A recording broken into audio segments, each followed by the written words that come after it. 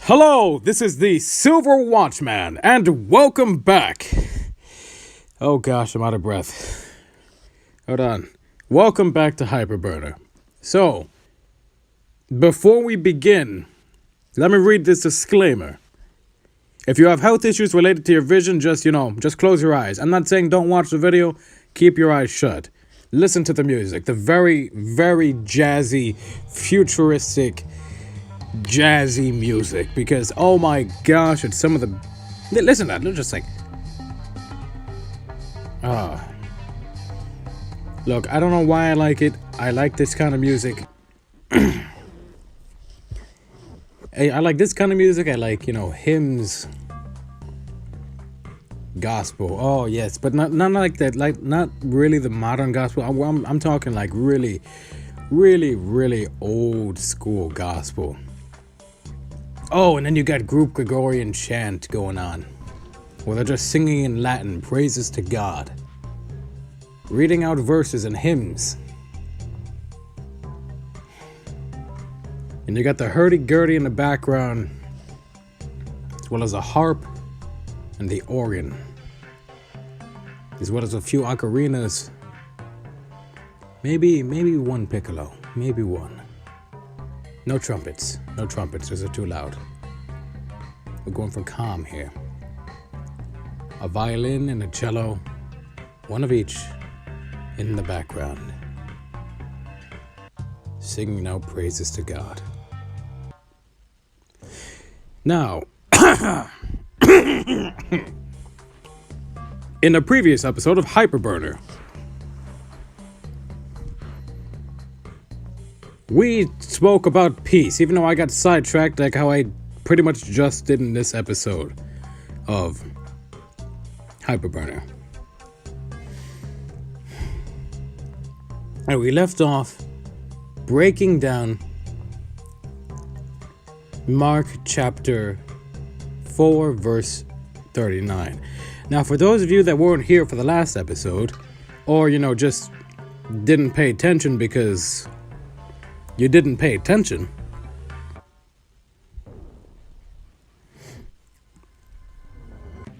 then, oh no, this is an environment. Everything is moving, which is actually, that is pretty darn cool. Look at that. Wow, that's pretty cool. Alright, so, oh yeah, for those of you that weren't here in the previous episode, either mentally or physically, or you just didn't want to watch it because you're one of those people that just likes to immediately go to the finale of a series because logic, I guess. Not that that's a bad thing, it's just that you're missing the rest of the series and, the journey that it took to get there. Which can more often than not be either hilarious or extremely frustrating as you're trying to figure out what is going on. But back to Mark chapter 4, verse number 39, King James Version of the Bible. And he arose and rebuked the wind and said unto the sea, Peace, be still. And the wind ceased, and there was a great calm. Now, just like in the previous episode, I'm going to go to the couple verses that were there before it, because that's 39, but in verse 38,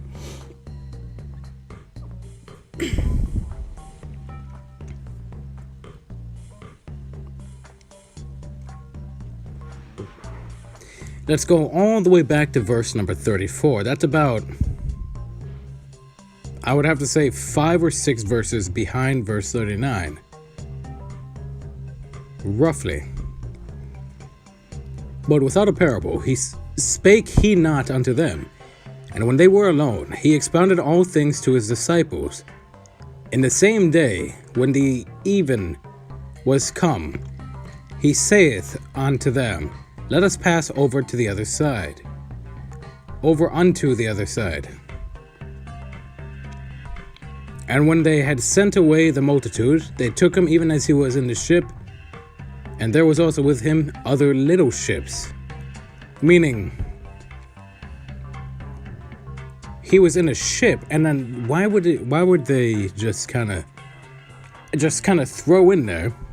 I mean, why would God throw in there other little ships? Meaning this ship was of a significant size.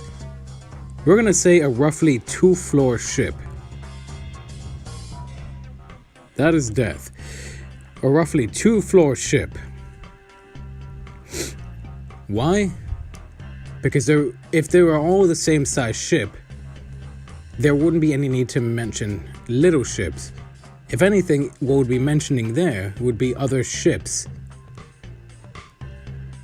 But this is not a greater ship. It's just a 2-floor ship, which means it's a standard ship. It's not a boat, because a boat is more like a dinghy. And a dinghy... See, okay, so we're talking about little boats here now. So a little bit of a boat would be like a single floor water vessel with 4 boards going across and a couple boards going across as well. Now the boards going across are normally going around in the center of the ship, as well as a rim that's on the top. Now what this is, but also you need the center rail to kind of hold everything together, and that acts as a spine of the ship. You break the rail of a ship, you need to get a new ship. How do I know this?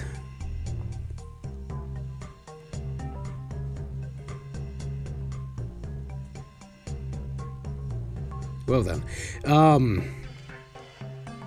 let's give it on to God for that, because let's face it, for some reason God enables me to know a lot of things, and 90% of the time I won't say everything I know.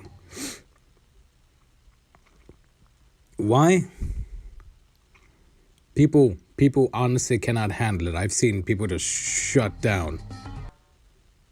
And these aren't like weak-willed people on top of it. These are like very strong-willed people that I'm like, oh yeah, no, they could totally handle what they're about to hear. Yeah, no, they couldn't. They just, you could see it in their eyes, that kind of like glaze over look, that glazed over, mentally shutting down kind of look.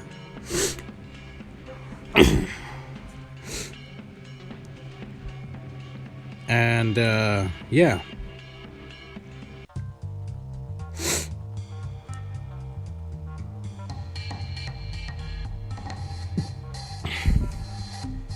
So, on to verse 37.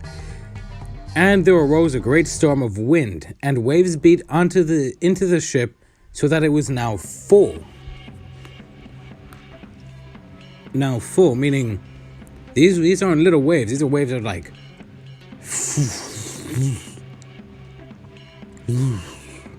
kind of waves, which means they're pretty.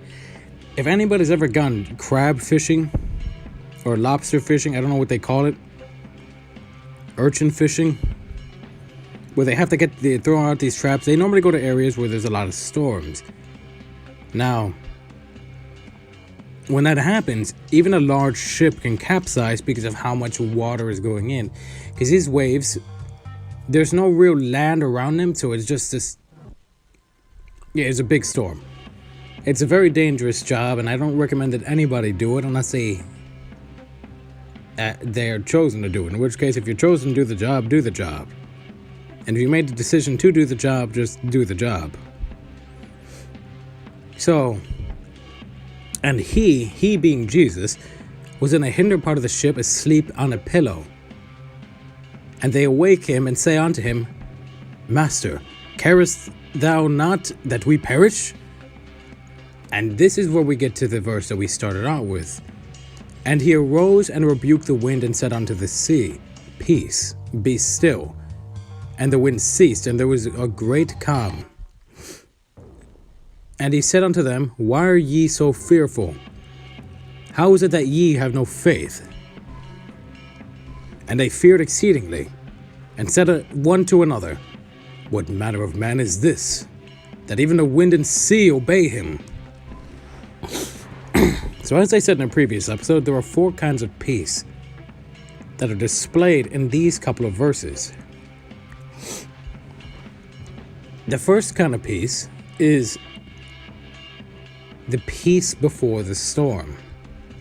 Meaning, that calm before everything happens. Like they need to cross over, right? It says, let us pass over onto the other side. When the even was come, meaning evening time. Evening time is, nighttime. It's past dusk.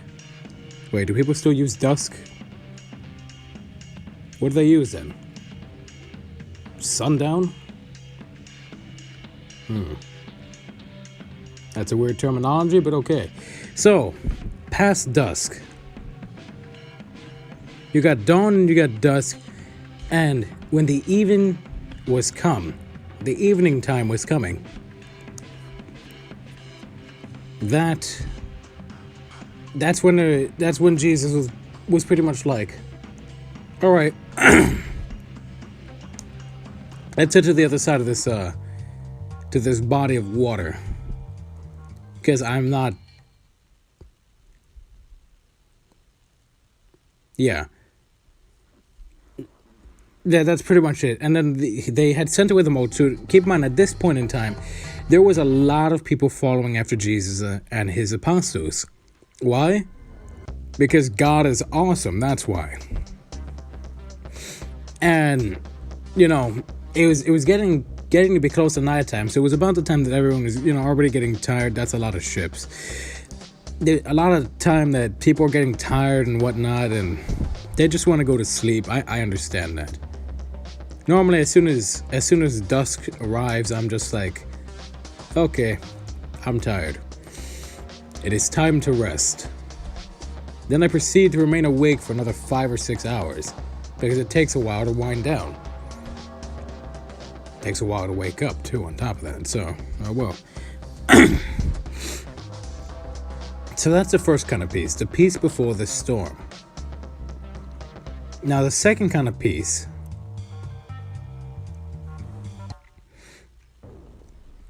is the peace that you have as the storm arises. Meaning, like, even when you see that storm arriving and whatnot. Now this storm could be any kind of storm. The fact that it's a physical storm mentioned in the Bible, that's just one kind of storm. There are more than one kind of storm. There are spiritual storms, emotional storms, political storms. My gosh, those are the worst. So much mudslinging. So, and then there is, did I mention spiritual? Yeah, spiritual storms. Now, a spiritual storm is when somebody decides, hey, let's go play around with forces we don't know how to mess with and summon something that we can't control. And then God promptly ends up sending somebody like me over there, and my gosh, is it always a mess? It's always somebody. At least somebody ends up getting possessed. And then people are like, no, he's just acting weird. He's got to be tired. And then if you don't get the demon out of them in time, then the other ones get corrupted too, and that's more of a hassle. Then you get a mass suicide cult thing going on. That's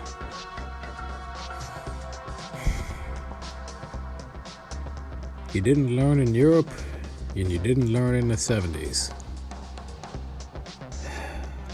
But that's not the point of this video. So, continuing on. Now, the peace before the storm is this special kind of peace that you normally get. Because, like, it's when things become unusually calm and you're just like, wow, there is absolutely nothing that can go wrong. And you like flash forward to like 5 minutes later, and then all of a sudden there's a couch on fire.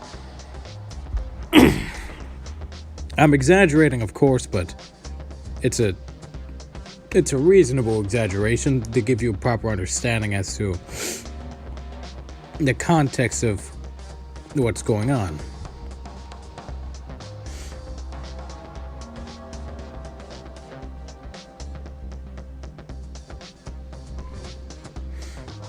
So,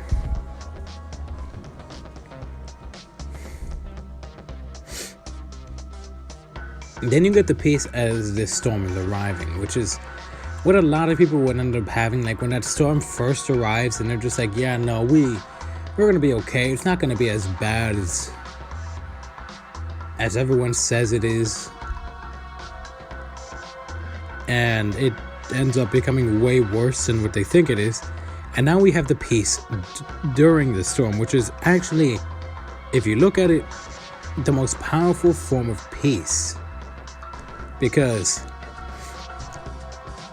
and there arose a great storm of wind, and the waves beat into the ship, so that it was now full. And he, being Jesus, was in the hinder part of the ship. The hinder part of the ship, yeah. Meaning he's in the back of the ship, at like probably the bottom portion of it. And he's asleep on a pillow. Now, this is the most powerful form of peace, I say, because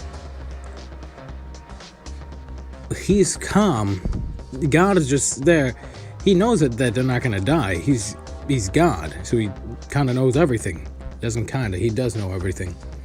So he knows he's not gonna die. Not there, at least. Because he knows he's got a promise he's got to fulfill. Let's just take a moment to appreciate the character of God and how awesome that is. God is so... He will... Whatever he says he's going to do, he does. If he says you're going to die by tomorrow, you're going to die by tomorrow. If he says... rise from the dead, you rise from the dead. If he says, peace, be still, you better believe you're gonna be calm and quiet at that moment, either from absolute terror or just in awe. And then there's also the most feared phrase, "Be gone from me, I never knew you," which, for anybody that has any significant love for God, that is the most terrifying and heartbreaking phrase that you never want to hear. Doesn't matter how old you get, you never want to hear that. So, he's asleep on a pillow in the back of the ship, pretty much. Now,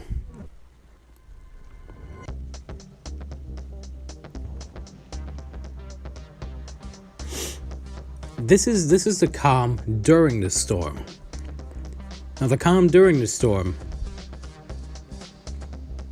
is something that you would normally have with the help of the Holy Spirit, or with an extreme amount of faith, or at the very least, any true level of trust in God.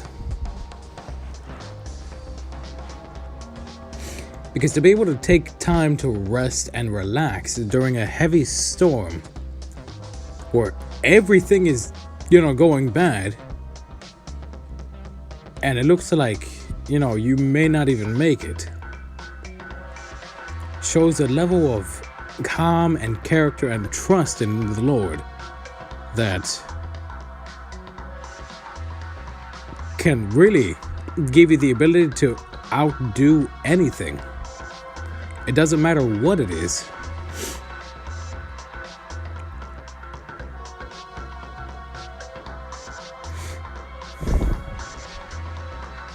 It doesn't matter what it is.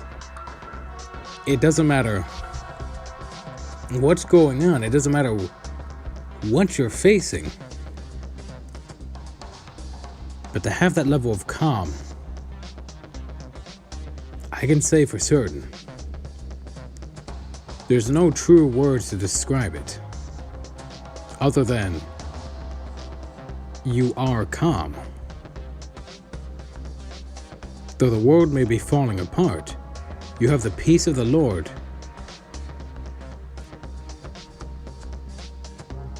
And that's actually one of the blessings of having the Holy Spirit.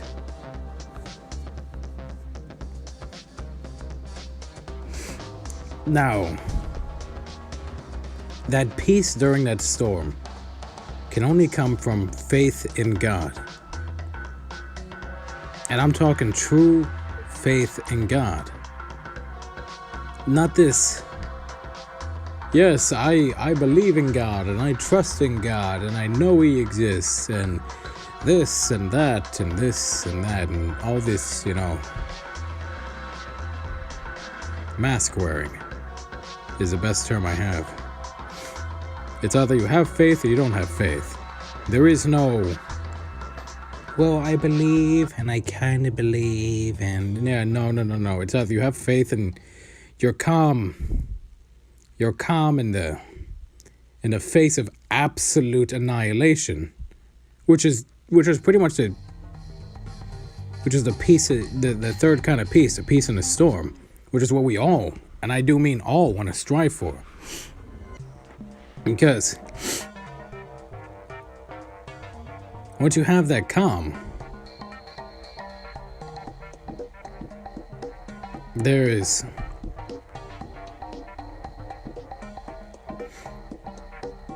nothing that can really mess you up.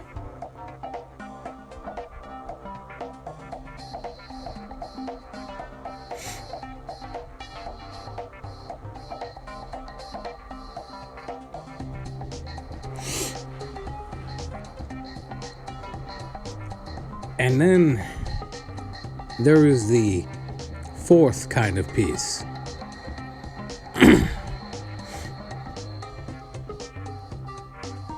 And this, I would have to say, it's probably it's the most rewarding of the, it's the most rewarding of all the pieces. Because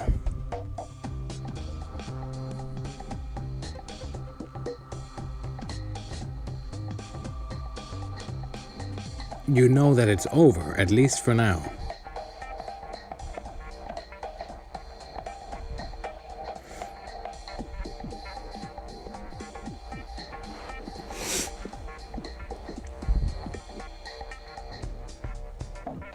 And we also see what happens if you fail to trust into God. God ends up rebuking his own apostles. And these guys are the guys that, they followed God. They saw God in person. And honestly, that's the only real requirement of being an apostle. You had to have seen God in person. There's only room for 12. There is only room for 12. Now, for the amount of disciples, the room for that is that's infinite. Anyone, any human I should say, is able to become a disciple of God.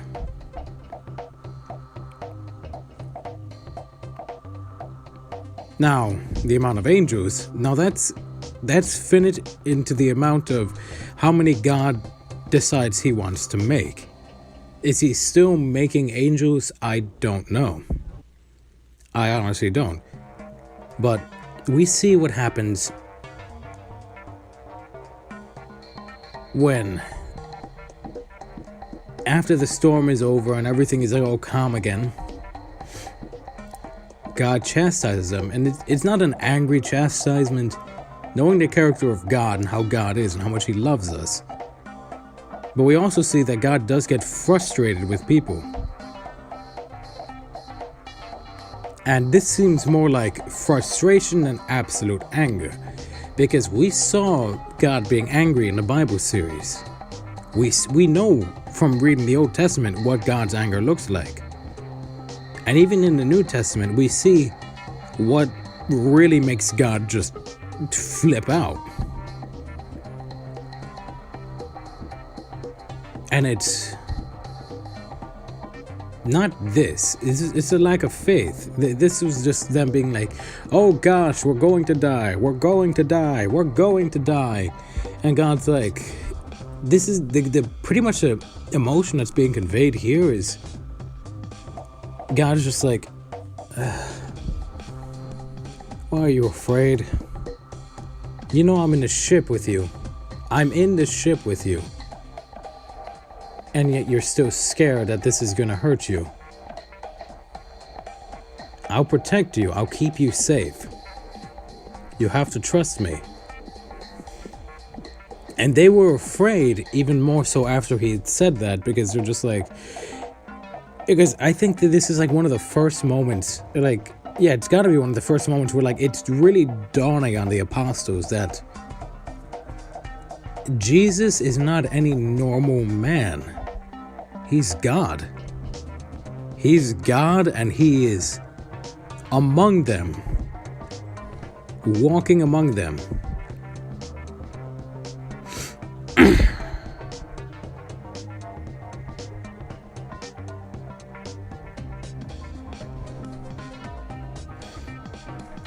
He's God and he's walking among them, and it doesn't matter what happens.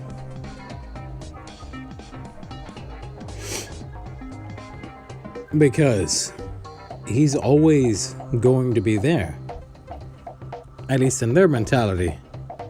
Because you could even see in their reactions when God was about to face his own death, and face death and a cross for all of humanity, that the apostles were kind of in disbelief.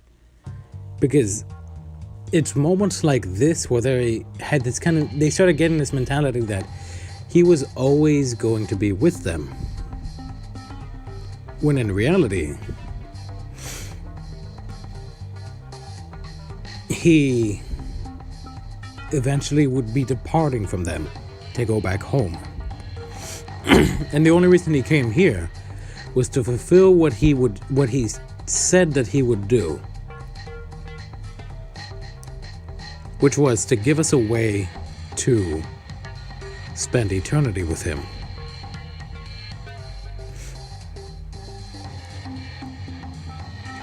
So, the four kinds of pieces: before the storm, at the arrival of the storm, during the storm, and after the storm. Now, during all of this, you must try to remain to have faith in God, especially during the storm, and that's the most difficult one.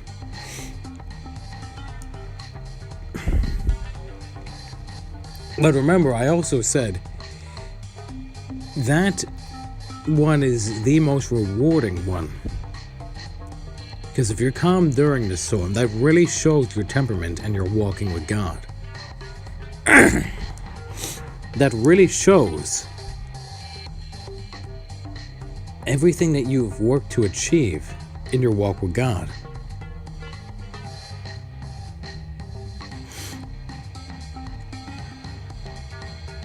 Everything from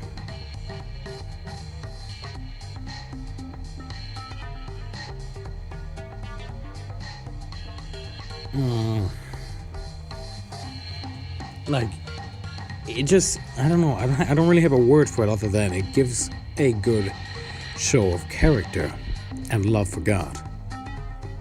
And at the end of the day, you want to be a good representative of God. You want people to come to you and be like, yeah, no, what is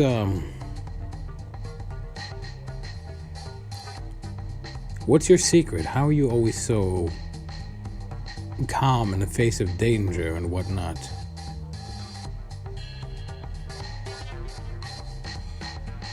I walk with God. Yeah, but what's your secret? I walk with God. And that conversation will probably continue until the person either accepts what you said or walks away in absolute frustration that they didn't get any other answer. If they're expecting some kind of weird Buddhist, like, I don't know. I don't really care for that religion at all. There's actually a lot of things of humanity I really couldn't care less about. If it doesn't involve God, you can pretty much believe that I don't really care all that much. Now, if it's part of a task, yeah, I'll care, but other than that, it only extends to how far the objective extends to. So, Yeah. For God so loved the world that he gave his only begotten Son, that whosoever believeth in him should not perish but have everlasting life. John 3:16, King James Version of the Bible. Believe it or not, that is my favorite verse in the whole Bible. John 3:16. And I think that sums up the age of grace perfectly.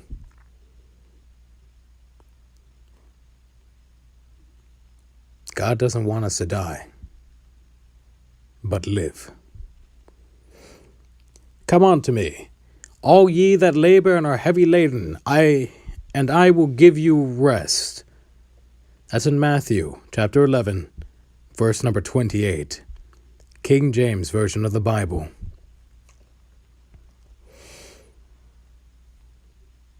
You see, God also likes hard workers too, so give it your best. Whether it be, I don't know what you do, but just try to give it your best. But make sure you do something for God as well. Thank you all for watching. Glory be to God, and blessings be upon each and every single one of you. Even to those of you that hate me and understand not what I'm talking about. Thank you all. And this is the Silver Watchman, signing out.